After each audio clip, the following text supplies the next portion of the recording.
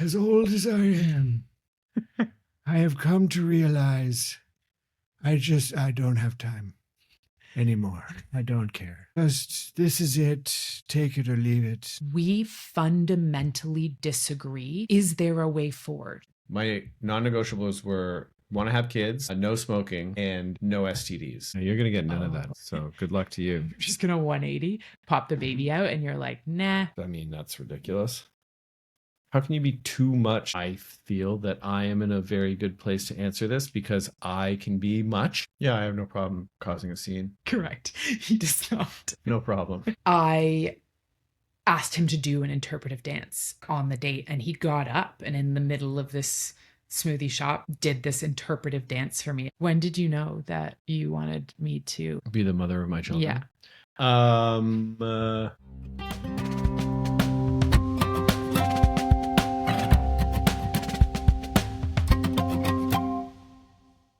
Welcome back to Too Much, Not Enough. I'm your host, Hannah. Let's get messy and magical together. Hello, wild one. You tuned in for an extra special one today. I deeply respect and greatly appreciate every single one of my guests. But today's guest is without a doubt my very favorite. It's Lee! My person, the love of my life, the man who I most enjoy being frustrated by, and my future sperm donor. Say hi, Lee. Hey, Hannah. How are you? Good. I'm so glad you're here today. Yeah, this is exciting. Thanks for having me. For those of you who normally consume the video version of this podcast, I'm sorry to say there will be no video today because Lee is in fact in the witness protection program. So we cannot show his face online. Lee may not even be my real name. Oh, well, we'll unpack that in this episode, that's for sure. And we very much appreciate your understanding for that. You can listen to our gorgeous voices instead. Anywho, let's get into today's episode. I used to think that I had to tone down myself to be loved, that I needed to be less emotional, less intense, less weird, less me. And then I met Lee, and I became the weirdest, boldest, most enjoyable version of myself. So today, we're going to unpack how being fully yourself can attract real partnership, not repel it.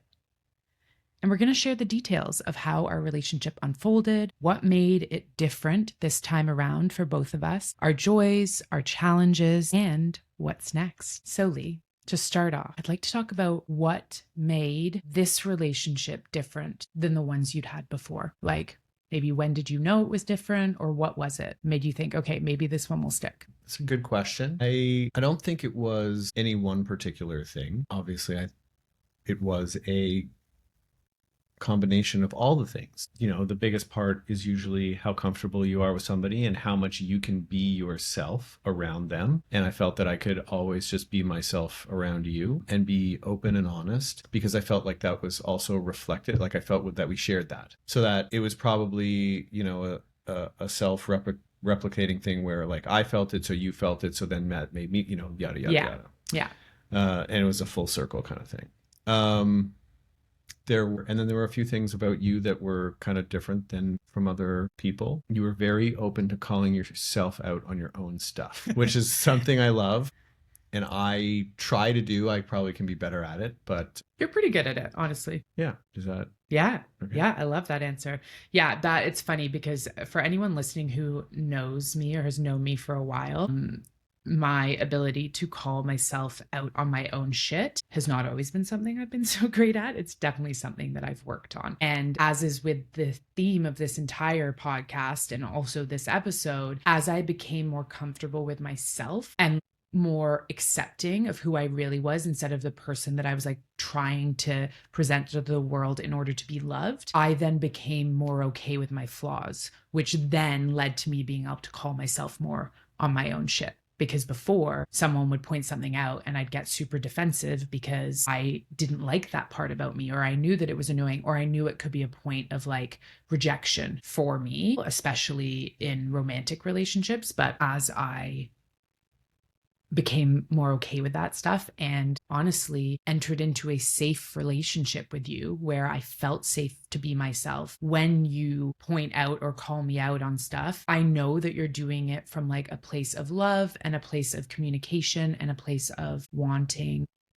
to, you know, address things before they get out of control. And therefore it feels like, you know, a teammate kind of thing rather than a like, why are you doing this? I want to change you. Which on that note, for me, this relationship was so different than ones before. I came in being like, however this man is right now, whoever he is, if I'm of the mind that I want to change him, that's not going to work. So I want to really like who he is right now. If nothing ever changed from there. And I think going off of your, like, you were open and honest and I was open and honest, I was able to see the real you and be like, yeah, I really like this person and I'm not attempting to change them, which is something I've experienced in previous relationships on both sides. And then, yeah, what you said, like, I echo exactly, just feeling like I think there's an element of our age too. Like, I'm in my mid-30s, you're in your mid-40s. Lee just made a face. Maybe didn't want me to share that. Oh no, I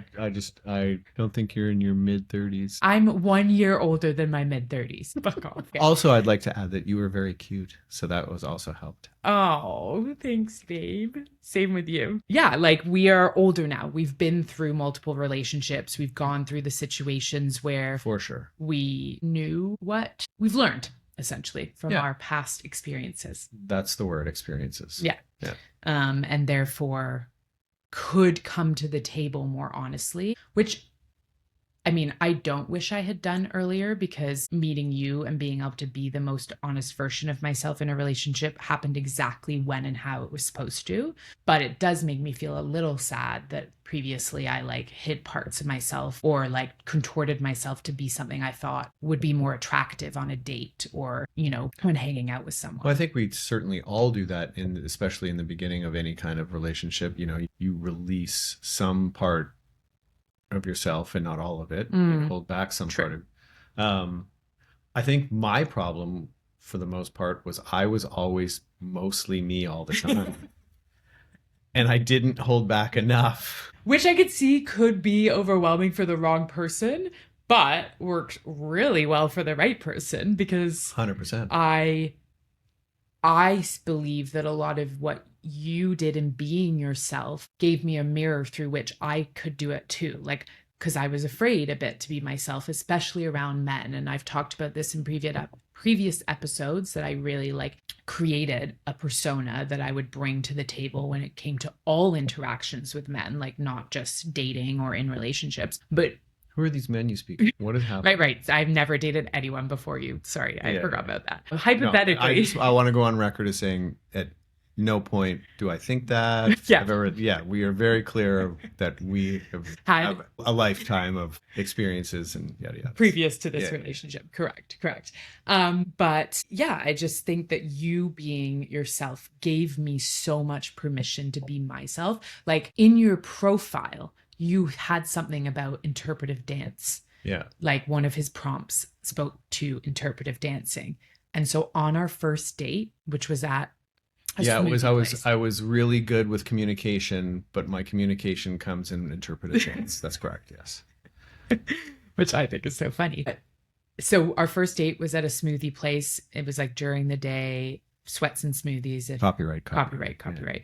Yeah, stay tuned for future events, sweats and smoothies, dating events that don't make you want to run and hide. I asked him to do an interpretive dance on the date, and he got up and in the middle of this smoothie shop, like, did this interpretive dance for me. And I remember, like, I mean, obviously feeling like, oh my gosh, this is a little embarrassing, but also like, this is so cool. This guy's so comfortable in who he is, and he's so liberated in expressing that.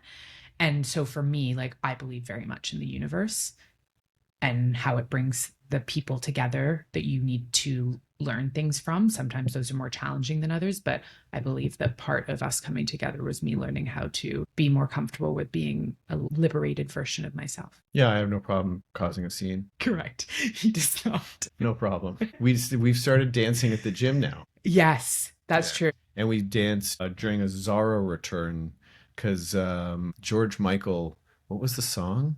Was it Jitterbug? No. Yes. Yes, Jitterbug. We were jitterbugging in line while waiting an excruciatingly long amount of time to get this return done. But anyways. Yes. Lee comes and runs errands with me because they're infinitely more fun when we do them together.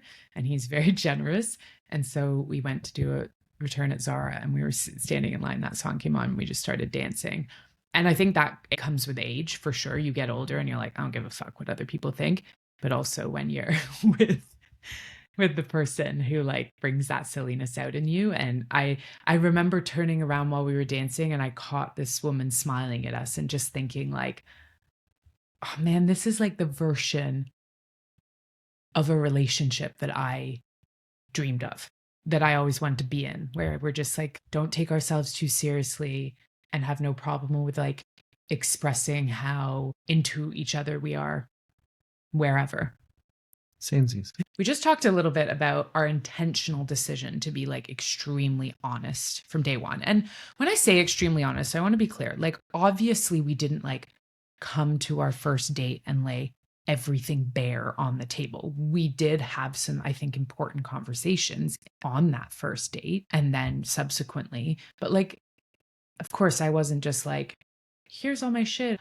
But I think from that like general honesty, we created safety for each other. And on our first date, we talked about like, what is the most important thing for you in a relationship?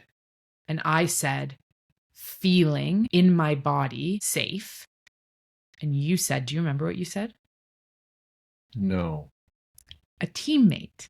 Yeah, because that's correct. Because that's what I want, or that's what I wanted. And that's what I got now. So what I'm pretty sure, because it's what I say, what I have said, is that I want a teammate, somebody to kick life's butt with. It's us versus the world, and we're going to... And I did, like, immediately when Lee said that, I was like, yeah, that's what I want too. Life can be freaking hard, and there's no escaping that. And so when you meet the person that you want to spend the like shitty mundane days with, that's like pretty cool.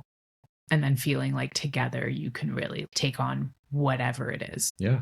I mean, yeah, there's so many things there, just like in the sense of like, you need to be able to be okay with yourself on the shitty mundane days. And then you want to be able to spend time with yourself, but spend time with the other person, because you're going to be spending all of the time together. So you want to be able to be comfortable, you know, in the silence on a Tuesday at 2:00, just sitting there when there's nothing to say, and then you're comfortable doing that, as well as doing all the like, you know, that your partner, you're like, okay, we're in the thick of it, and I can trust that person, or I know that person's going to be, you know, they've got this and I can do this, and we're going to attack and destroy everything. Nothing will survive except for us. And honestly, in like theory, I think a lot of people going into relationships understand that concept of like, I want to feel like this person has my back no matter what. But then shit hits the fan, and whatever that might look like for you, like whether that's you're going through a really tough time, you're experiencing like a life-altering event, grief, maybe chronic illness comes in, like whatever those things that life hands you, and then tests really who you are and who you are in relationship to each other. That's something I had to learn the hard way in a previous relationship, that I didn't have the support that I needed in the moment. And it really opened my eyes to like, if I am going to build a life with someone else and I am going to open up and trust them and really go all in on someone else, I've got to believe in my soul that they are going to show up on the days where in their head, they're probably saying, fuck, I did not sign up for this. And this is not what I want right now, but I'm doing it because I love this person. I really feel that with you. Like, and I've seen it with you too. Luckily, knock on wood, we haven't gone through any major life stuff, but we've gone through some pretty big things in our 1.5 years together so far. And like, yeah, for sure. And I think that like what you were saying about complementing each other. I mean, if you think of the Venn diagram, right? Venn. That's the but one. I do like the idea of a Venn diagram. The Venn diagram. You know, you have the stuff that you overlap on, and you have the stuff that you're strong in and the other person's strong in, and you complement each other that way. I think that just for, I know that there's people out there who are listening to this, and you're never going to compliment each other perfectly on all the things. I don't know why I need to say these things, but I just feel I think it is really important for you to say these things, because people, with our world of seeing snapshots and highlights online and people thinking that someone's relationship is perfect when behind the scenes it is not. And sometimes that's okay. Like, perfection isn't the point in relationships. I think it is important for you to say things and clarify things like this. That, like, when we say, I've met my person, I'm wholeheartedly in love, and this is the best relationship I've ever been in, does not mean it is devoid of challenge and conflict. yeah. And you can have conflict with your other person. It's about how you have that conflict and how you go about it and how you resolve it. That's important. Well, then my next question is, what do you think we're good at when it comes to conflict? And what do you think we both need to work on? I think that we are very good at communicating. I think that for the most part, we are very good at holding our emotion. And I don't mean that in a bad way. I mean, like, our very strong negative emotions that are, you want to yell or scream at the other person or swear or whatever it is. We don't do that. Don't get me wrong. We disagree on things, but I think we do it in a respectful way, in the sense of we allow the other person to exist in space and say the things that they want to say, and then again just talk it. It's just about talking it out. Like, a lot of times when you're excited or you're angry, or like when you have high emotion, things get conflated and the message can sometimes not be clear. And so it's about continually talking, letting you say or letting me say all the things. In my case, I get to say some of the things, and then you interrupt, and I have to say, no, it's my turn to. But then eventually we get to the point. Yeah. Using air quotes, the point, and then calmer heads prevail, and we can understand where the other person's coming from. Yeah, agreed. I think we approach conflict with a base level of respect for the other person, which is essential, I think, in a relationship that you want to thrive. I think it's Gottman. I might be wrong on that, but they have done like a huge study over years of like couples who get divorced and couples who split up. And I believe that their biggest predictor of that is contempt, which is not the opposite of respect, but it is this idea that if you don't have a base level of respect for the person that you are in conflict with or arguing with or trying to come to a resolution with, then you're kind of already losing there on both sides. And so going back to you talking about us being teammates, that, like, again, while most conflict is about each person wanting to be seen and understood, we are also always working to a common goal of strengthening our relationship or reducing buildup of resentment and all of that. I'm always asking myself, okay, I don't understand his point of view, but I'm trying to see where he's coming from. Like, why is Lee feeling like this? And what am I missing that I might not be? Or am I just trying to be right versus admitting, okay, yeah, this I could see. And I guess I will also admit that one of my big things I need to work on in our conflict is not interrupting you. Thank you. Because I am terrible at that. And I will say it's a little bit to do with my impulse control with ADHD, but that is not an excuse. It is something like, I can't just be like, well, that's my ADHD and deal with it, even though that's what I want to say a lot of the time. But no, I do need to work on that. And I will say we don't lash out at each other, which is great. I mean, it definitely can get heated and it can escalate. And I know when Lee's been pushed too far, because like there's just a switch and I'm like, okay, whoopsies. Whereas I'm a pretty fiery, emotional person and I can get like that over most things. Whereas Lee's pretty like level-headed and calm, generally even keel, and then something will set him off and he'll go and I'll be like, okay, I can now see. Whereas like, I don't know if it's as easy to see with me what I'm actually really upset about and what I'm just having an emotional reaction to. I think that is the same thing for you. And I mean that in the best way, in the sense of like, you will have, it's the same thing, and then as it devolves and from that initial high response, right, then you be able to tell which, if it was real emotion or just getting in my head. Yeah. Yeah, that's actually a really good point, because the post emotional high, I'll either be like, hey, I'm sorry, thank you for helping me get out of my head, or I can see now why I was like getting worked up about that, versus I think if I'm really upset about it, or I'm really like, it's really serious, I'll kind of double down on it and be like, I understand that I maybe overreacted, but that doesn't take away from the fact that this is really important to me, or this is something I'd like you to take seriously. Right. Does that Yep. kind of make sense? Yeah. Okay. This is a good question that I remember. Well, I'll be the. Oh, sorry. I think this is a good question. You can rate it out of 10. Okay. 6. I haven't actually asked it yet. 4.5. Okay. Yeah. I don't know how I'm going down, and I still haven't asked it yet, but I asked, I think, what either kind of went wrong or you didn't love about a previous relationship that you want to do better this time. And you're going to ask me, do I remember what I said? Yeah, I am. And I don't remember what I had for lunch. You're asking me. I will take a stab at that. Okay. And then you can, because obviously you know. I do. Can you repeat the question? What would you like to do better this time around in a relationship than you've done previously? I'm not good at sharing. Yeah. It's not that I don't want to do it, but it's that I don't want to do it. And that totally makes sense. Yeah. And that I'm not good at it, but I'm trying to get better at it. And I understand, I do understand that communication is the most important thing that you can have in a relationship.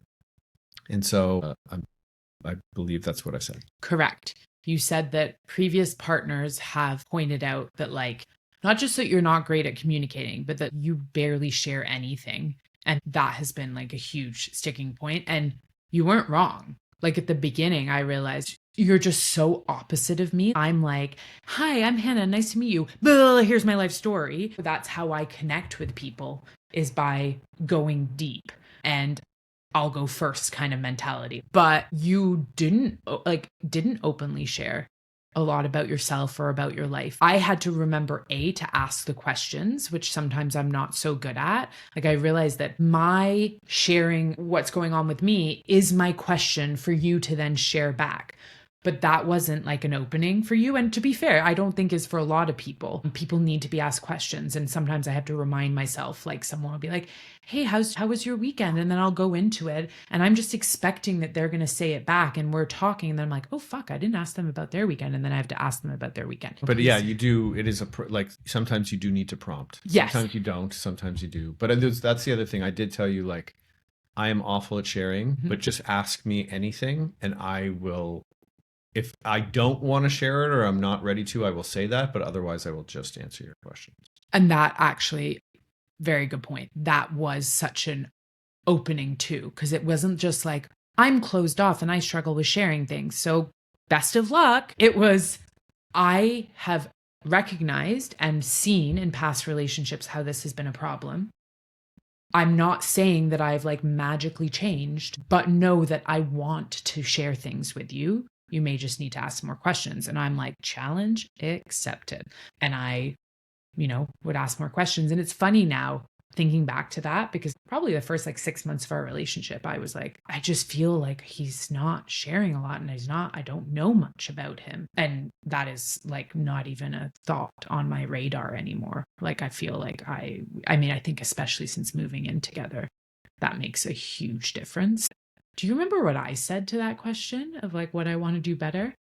Because I don't at all. I don't remember at all. Oh man, I was hoping you'd remember. No, I have no memory of what I would have said to that. I mean, maybe part of it was like be more myself. And the only other thing I can think of is not like want to change the other person. I think both of those sound relatively familiar. That could have been, I don't know that was in response to that question. That could have been at any point, but that sounds about right. Well, maybe you didn't ask me the question back. So maybe I didn't. So rude. Yeah, I know. Okay. The other thing that we talked about early on was our non-negotiables. Yeah. In relationships. What were your non-negotiables? Okay. My non-negotiables were want to have kids, no smoking, and no STDs. And people are be like, well, maybe that's a weird one, of course. But when I was dating again, because I was with somebody for 5 years, and then you re-enter the dating pool and you meet people, and when I first started dating apps didn't exist. Yeah. And then when I re-entered the dating pool at about 35, 36, dating apps were it. And so I had to navigate that whole new kind of spiel. And then, women are the best. You guys are the greatest. You told me that on our first date. Because for a number of reasons, which, we can delve into at another point. But because you're so great, everybody is just so forward about like, okay, well, I want you to know that I have this. It's one of those things that, again, you just don't think of asking, or the previous me hadn't thought of asking. I guess I hadn't experienced it. And then you start experiencing it, and it's like, okay, well, everybody's great and you're still fantastic. But for me, I am very health conscious, and that wasn't for me. That's fine. And I think it's really important that we're having this conversation. It's a shitty answer. No, it's not. Like, listen, it's an honest answer, which is important. And I bring it up because it was a big point of tension at the beginning of our relationship, in the sense that I'm going to tell the story about our breakup, our mini breakup, if you are okay with that. Yeah, I was there for it. So yeah. So I get cold sores. Have since I was a kid. My dad gets cold sores. His mother got cold sores. My mom, from being with my dad since they were teenagers, essentially, started getting cold sores. I think my sister somehow escaped it. But cold sores essentially were very prevalent in my family, and something I grew up with, and just was like kind of I wasn't really fussed about it. We were a couple months into dating and I got a cold sore. Hadn't gotten one in a couple of years. And for anyone out there who gets cold sores, it's one of those things where you're like, could this be a cold sore? It might not. It could be a pimple. It could be I don't know. And then all of a sudden there's a moment it turns and you're like, oh, this is absolutely a cold sore. And so we were in that zone of me not knowing whether it was a cold sore or not. And also me not understanding that when Lee had mentioned that STDs was a non-negotiable, that there would be a link between these two things, because cold sores are a strain of the herpes virus, but it is a different strain to genital herpes. However, I believe one can cause the other. Like, for example, if I gave someone head with a cold sore, they might be able to get genital herpes now. Yeah, and I think vice versa. But to be honest, I'm not.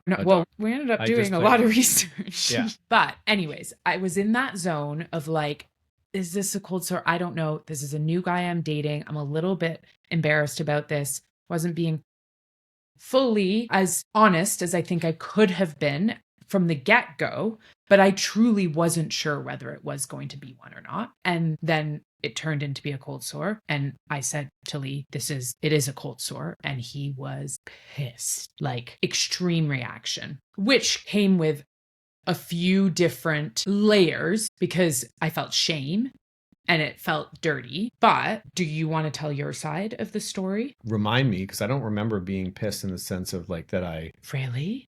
We were at the gym. We were coming home. Your face was but my face. But I didn't yell or scream, or I didn't like anything. We got in the car. I took you home. Yes. Lee makes a lot of facial expressions, but apparently they don't count if he doesn't use words. I mean, because my face, there's stuff going on in my brain. And so like my face is reacting to what my brain is is having, but I'm not vocalizing it or like putting it on somebody else. Yeah. So it's part of my process of like taking in the information, analyzing what's going on, having conversations with myself. So, I mean, your analysis of my face and that I was upset is accurate, but I wasn't, for the record. Fair, yes. Yeah. You didn't it's not like you yelled at me or reamed me out or anything like that, but I knew this was an emotion that I had not experienced yet, as this was like a few months into our relationship. And so then, do you want to... it's my turn now? Well, you tell your side of the story, and then... But then I took some time and I just thought about it, and it was like, for me, lying is a huge issue. especially in a relationship. Like in any relationship, it can be your friend, your work colleague, a family member. If there's no trust, there's no relationship. And I'm sure this is the same for everybody, but it's for me, it's like, I'm too old. I don't want to play this game of like guessing. Is this person telling me the truth, or are they lying, or what's happening right now? I don't want to play the what's happening right now game. So I felt that in my brain, I was, well, how can somebody not know that they have a cold sore? That doesn't seem reasonable. Says the guy who's never had a cold sore. Correct. But also, if I get something that's happened to me before, I know what it is. So anyways, after a couple of days, Hannah came over, and based on the fact that it was a no STD thing, but the most heinous thing was that I felt that she had lied and been secretive and deceitful, we broke up. I broke up with you. I said it's not. Yeah. Set the record straight. Yeah. He broke up with me, folks. Yeah, I broke up with you. That's correct. And I also, unfortunately, at the time, you had invited me to go out to dinner and meet your friends. Yeah. And also in my brain, I was like, well, I don't want to go out, meet these people, and then break up with you. So So you were putting some care and consideration into the decision. Well, I mean, in my brain, yeah. In other people's brains, probably not. No, there was some people in my life who were super pissed, understandably. But there is a point why I wanted to talk about this story, by the way. But yeah, I was devastated because we had been getting along really well. Like we were just, I think, at that point where it was like, okay, this is something real here, but we were still early. We were still in the discovery stage of the relationship. Yeah, we hadn't met each other's friends yet. Correct. We hadn't met each other's community. And so he broke up with me and I was devastated. And part of it was like, and I will still say to this day, I don't classify a cold sore as an STD. You should stop doing that.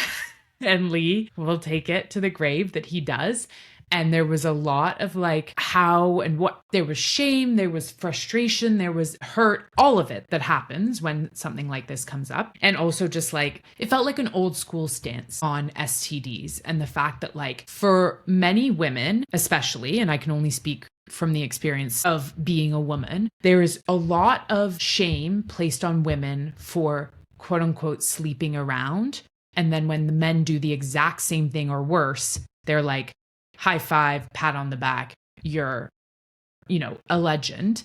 Whereas women do it and there's shame. And so layer on, well, STDs must happen if you are promiscuous or making bad decisions or having a lot of sex with a lot of partners. And so you layer that in, but then the other piece, which makes me so frustrated, and I don't have stats for this, but I have heard stories from close friends of men giving them STDs, totally. Either knowingly or unknowingly, because the STD doesn't show up in them from a symptom perspective. And then once it's transmitted to the woman, it shows up in a symptom or maybe they're getting, their regular pap smear and then it shows up like that, whatever it is. And so I was just really upset by this notion that like women have had to bear the burden of shame and disgust when it comes to their sex lives, and then to layer on like, well, STDs are non-negotiable to me and I'm going to break up with you because of it. That was a really hard thing, I think, for me and my system to be like, we fundamentally disagree on this topic. Is there a way forward? And like we've talked about in building a trust-based, mutually respectful relationship when we fundamentally disagree on this topic. And so anyways, what ended up happening, as I'm sure you guys know, because we're sitting here talking about our relationship, is we did end up getting together, but there was a little bit of this like pause. I went back to Lee and was like, listen, I need to understand how you came to this decision because I feel like you didn't even give me the chance to talk about it or like process it or whatever. You just went away. And you admitted at the time you talked to a couple of like your friends or whoever it was about it. And you made the decision and then you broke up with me. I was pretty blindsided, like pretty seriously blindsided by it. And I felt it was super unfair that I hadn't had the ability to like defend myself or talk about how we could make this work moving forward, which you essentially agreed. Like, you're right. I made this decision in isolation. Or would you agree with that? Yeah. But I thought you'd lied to me. I thought you were fair. Right. Fair. And that was the part that then became more clear to me, that it was like a lack of trust that I had created by being a little bit wishy-washy about like whether this might be a cold sore or not. However, what I think is really important about this moment in our relationship, at least I will speak from my side, is that you gave me, in a weird roundabout way, the opportunity to test my resolve in being like, do I really like this guy and see a future with him? And therefore, am I willing to work through the emotional and physical sensations of unsafety I have in my body after this happened and to come back to the table? Or am I going to break the pattern that I have done previously, which is just pretend like, okay, this wasn't that big of a deal. If you'll take me back, then I'll definitely come back, because that was sort of what ended up happening. We talked about it more, and you basically said, I was maybe a bit hasty in my decision. I really want to see where this can go and like if this could go the distance, because I think it might be able to. And therefore, like, I'd like to get back together essentially. And I said, I need some time. Yeah, we were talking on the phone, and I can't remember exactly what it was, but I said, I think I made a mistake. And you said, so you're saying if you wanted to get back together, we could. And I said, yes. Mm. And then there was a pause. And then you said, and I'll never forget, you were like, well, I certainly didn't think that this is where this was going.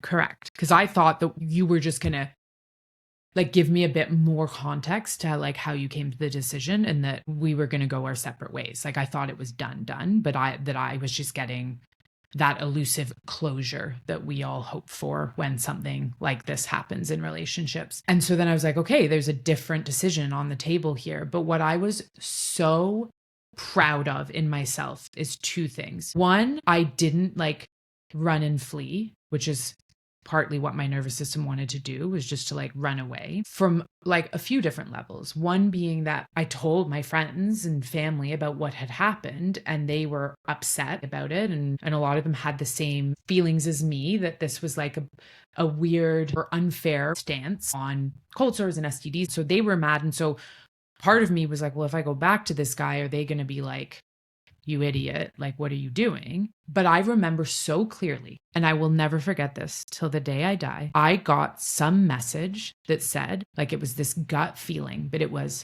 your story with this guy is not over yet. And it wasn't like, this is your guy, go back, be with him. It was just, your story with him is not over yet. And I trusted that enough to be like, I'm willing to explore how Lee creates safety again for me in this relationship. And if I feel safe enough again to open my heart back up, then we'll continue on. And that's essentially what happened, is we like sort of started hanging out again, but I was very clear with you that like I hadn't made a decision yet. And I really stood my ground on that, which I've not been so good at before. And I really stood up for myself, which I think was something I needed to do to create even more longevity in our relationship. Because if I had just kind of crumbled, I was going to use the word foundation. Foundation, yeah. But same. Yeah, same. A stronger foundation for longevity in the relationship, exactly. Because had I just kind of said, okay, well, he said that he will try again, so who cares what I think, as long as he still likes me or still wants me, which is a little bit of how I approach dating, which was like, I cared more about what the person thought about me and whether they liked me and wanted me than what I actually felt with them. And so I actively was like, no, I am going to come back into this slowly and see if the safety that I need to feel in this relationship is there. And it was. At this point, I just want to remind all the listeners from the beginning of the episode where you said that I was your favorite person. And how great I was. And I wouldn't be here if you weren't. And the other reason I wanted to share that story, I thought it was important, is because, again, this idea that we can look at relationships from the outside and think that like they're all perfect, and that like, you know, once you've found your quote unquote person, that it's smooth sailing. And that's not always the case. But I think it is in those tests in those challenges where you see what you're made of as a couple and you see the respect or the behaviors that teach you more about that person and whether you want to be with that person or not. Because Lee was also, when I said I needed time, he was very respectful of that. He didn't push me. He wasn't like, have you made a decision? What's happening? He was able to take care of his own system enough so that, like, and I don't want to speak for you, but my experience was that you were like, I respect that she needs time here and I'll give it to her. Yeah, 100%. Of course. I mean, I guess it was also in some way, probably you were like, you need time. I was like, yeah, but I probably need a minute or two too. Fair. So like, but yeah, it was, you know, for argument's sake, the ball was in your court. And so I just needed to be waiting to receive the pass, as it were. But I think all relationships take work and no relationship is perfect. And every relationship, yeah, we have this as one of the building blocks of our relationship. Other people have others, which are just as good in a different way. And every relationship continues to take work, even while you're in the relationship. And that's part of what makes it great, is that you can work on a relationship together. You can come from two different sides. But again, it's just the underlying agreement that you are a team and you're going to do it together. Agreed. It's a common goal you're working towards. So there is a common belief in relationships, particularly romantic relationships, that the right partner for you will make you want to be a better person. I'm pretty great already. Yeah, agreed. So this question is more for me. Yeah. What has being in relationship with each other brought out in us, like, that we love and that, like, we want more? Like, totally. I mean, I think we had a bit of this conversation last night. I am definitely more calm when dealing with tough emotions, strong emotions, tough topics, tough conversation. Yeah, I guess. I don't know if it's, I don't know if, like, sure.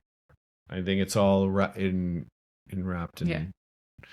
various layers of things. So that's number one. You've become funnier, which is great because that makes me laugh. That's a good question. I'm going to pass it back to you now while I continue to ruminate on that. Yeah. Making Lee laugh is one of my greatest joys in life. And so he will maintain that he was the funny one coming into this relationship. No, I am the funny one. And he is, like, I'm not gonna lie, he's quite funny. And I also think that this is a male thing, that, like, they have to be the funnier.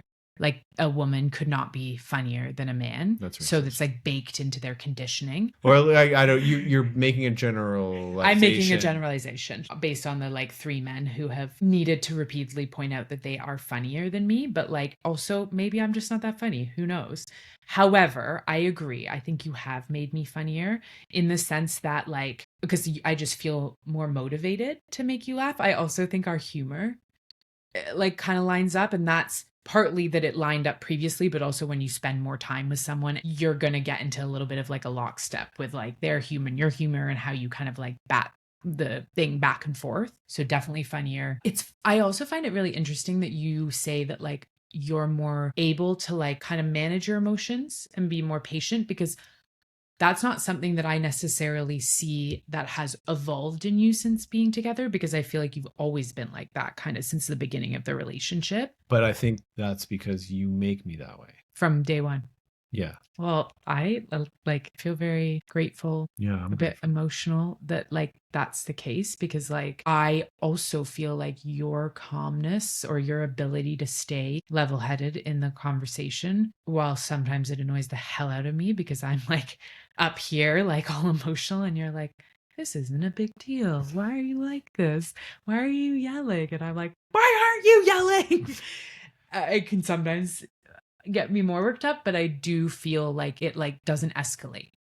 You are very good at not making things escalate, which I am working on too. Like, it's a quality in you that I aspire to exercise more. Thanks, babe.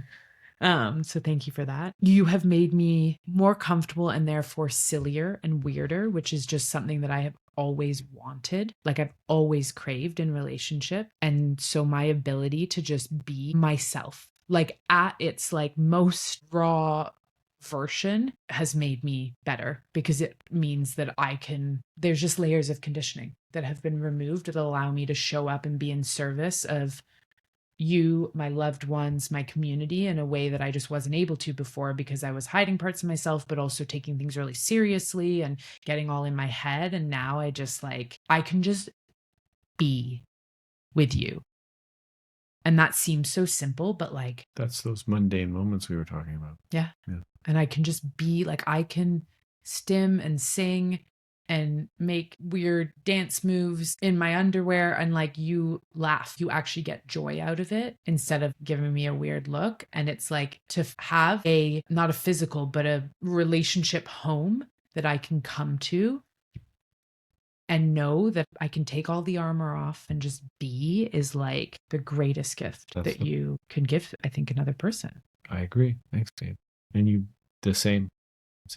I have a question for you. Oh my God, I'm so excited. What is it? Do you feel that I am a better sharer than I was? Yes. And it's funny because I don't think, like, when we talked about that earlier in the episode, I hadn't actively like thought about how kind of closed off you were in the beginning of the relationship in a long time, which to me indicates that yes, you are a better sharer. I'm not gonna lie, there's definitely stuff there that I'm like, I think that you could still share more. But sometimes I question whether I'm projecting my own thoughts and emotions about a situation onto you and thinking that you should have more to say or more to share, or if you really are, it's just buried so deep that you don't even know it's there, you know? One of Lee's classic jokes in our relationship is that he only has one emotion. That's correct. And what emotion is that, Lee? Happiness. And Lee is, I will say, you are happy. Like, you do tend towards happiness and playfulness and joy for sure. Like, you can be serious, and I know you have got a lot of shit going on and a lot of shit that you're thinking about, but like, you pull me out of my seriousness often, and I am like eternally grateful for that as well, because you are just someone who's like, it's not a big deal. You can kind of switch between too. Like, we can have a really serious conversation or have just had an argument, and I'm like still working through my emotions, and you're like, so what do you want for dinner? And I'm like, what the how is he just like cool?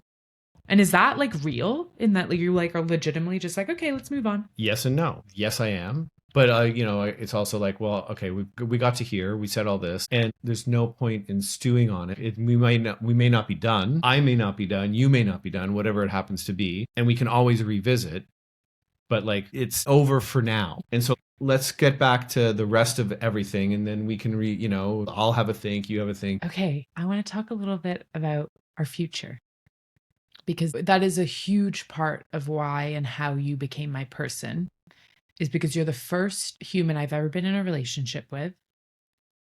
That sounds like I've been in a relationship with non-humans. I have I'm not. sorry, what?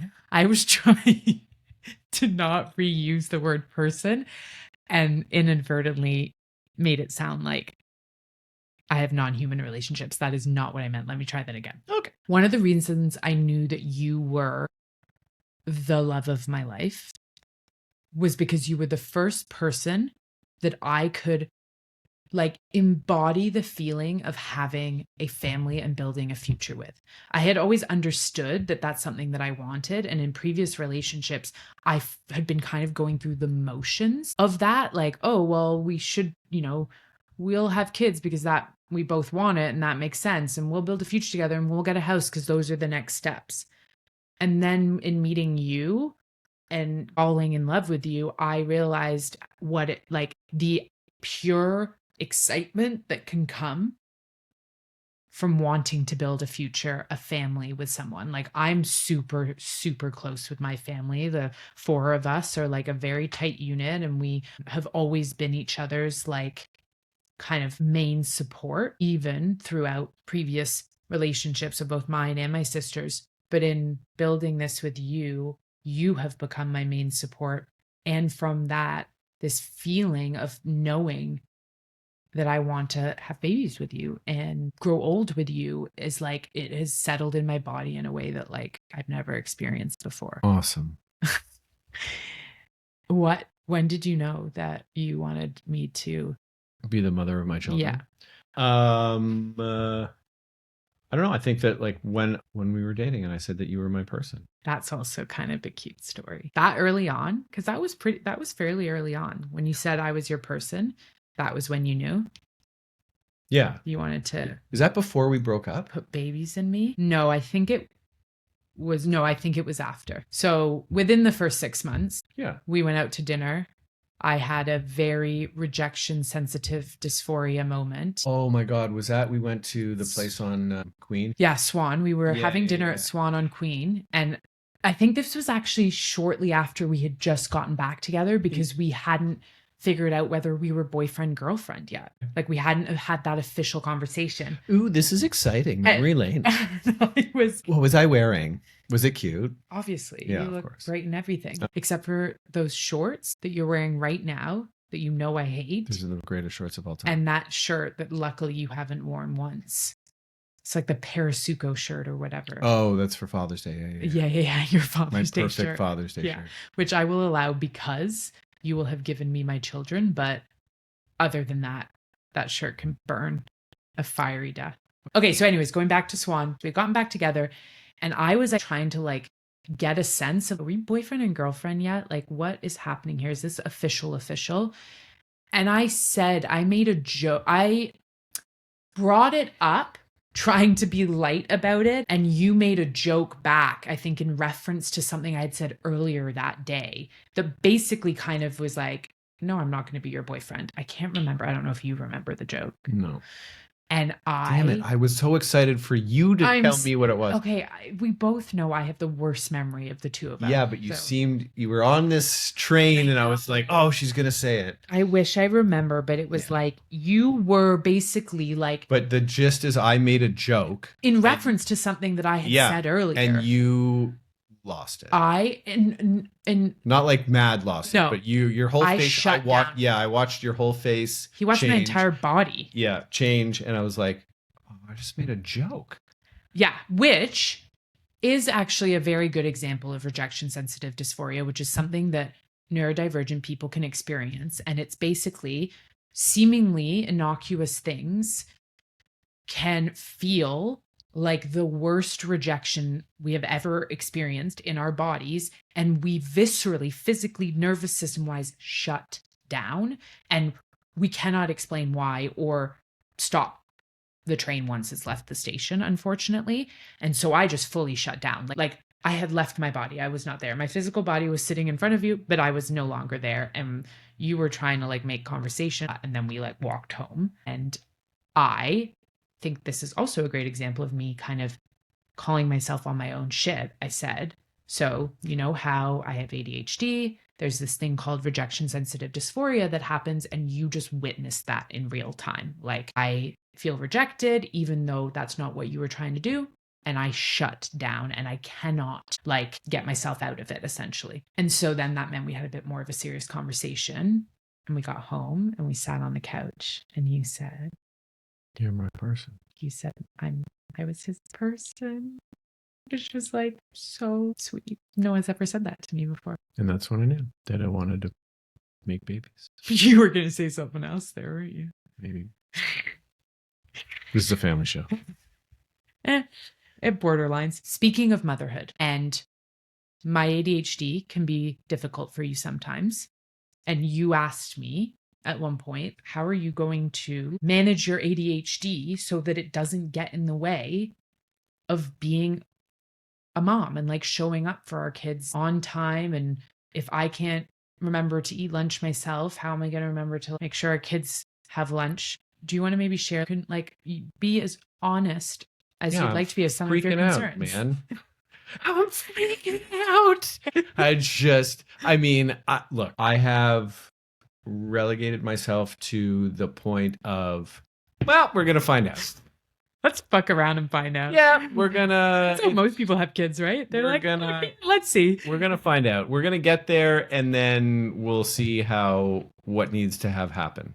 What systems we need to put in place. All that kind of stuff. Because you can't plan for that. You can tell somebody, for example, you have ADHD, or you can tell somebody you do this, or you can tell somebody you're a certain way, but it's like you need to be in it. Got to experience it. Yeah. And then everybody adjusts. and then there's a new thing, and then you adjust again, and that kind of stuff. And that's how that's part of building a relationship. So, so I ask you the questions, and you give me an answer, but both the question and the answer are kind of irrelevant in the sense of like, I'm not going to know until we're there. So I can ask, like, again, the questions, it's a good question, but we'll find out together. Yeah. Which is something I say all the time. We're going to find out together. How do these pants look? I don't know. We're going to find out together. I think that's a great answer, because that's the thing. You can speculate as much as you want, but until you're in it and you're thrown in it, like, you don't know. And again, that goes back to the building the foundation of a partnership, of knowing that like you can rely on each other, you feel safe with each other, and there's that mutual respect for each other. And from that foundation, you kind of feel like you can do anything when you're in that kind of partnership. Like, I've always wanted to have kids. And then there was a moment in my late 20s, early 30s where I was like, maybe this isn't going to happen, especially like around the pandemic. And I was like, I don't know if I can handle this. It's too much. And part of meeting you was meeting an equal partner who I knew would be in this with me. And not just from the perspective of like, you'll be changing diapers and, helping with cooking and picking things up and blah, blah, blah. And when I say helping with cooking, Lee does the majority of the cooking in this relationship. But just a reminder, tonight's your night. Fuck, I forgot. Oh, God. Darn it, I forgot it was my night. How do I just forget? Want everybody listening to know she has one night every Friday. It's never changing.